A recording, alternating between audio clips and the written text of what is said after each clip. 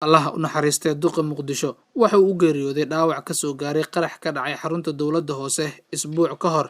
Siyaabo kala duwan ayuu ugu soo muuqday siyaasadda Soomaaliya oo uu ku soo jiray sanadihii ugu dambeysay. Caasimadda Soomaaliya ayuu badi ku qaatay heerarkiisa waxbarashada. 1986 ayuu ka qalin jebiyay Jaamacadda Ummadda Soomaaliyeed isaga oo bartay culuumta injineeriyadda. Intii aysan burburin dowladdii dhexe ee Soomaaliya waxa uu ka soo shaqeeyay wasaaradaha howlaha guud iyo wasaaradda maaliyadda ee dowladdii dhexe ee Soomaaliya. Burburkii dowladdii dhexe kadib waxa uu ka mid ahaa kumanaanka qof ee isaga baxay dalka. Sanadii 2004 ayuu Jaamacadda Westminster ee dalka UK ka sameeyay shahaadada labaad ee jaamacadda isaga oo bartay maareynta ganacsiga iyo culuumta kombiyuutarada. Waxa uu noqday gudoomiyihii urur u doodayay xuquuqda Soomaalida UK ee Somali Concern Group. Waxa uu sidoo kale uu London ka noqday hogaamiye bulsho iyo maamule iskuul. Waxa uu marar badan ka soo muuqday dowladihii dalka soo maray burburkii dowladdii dhexe ee kadib.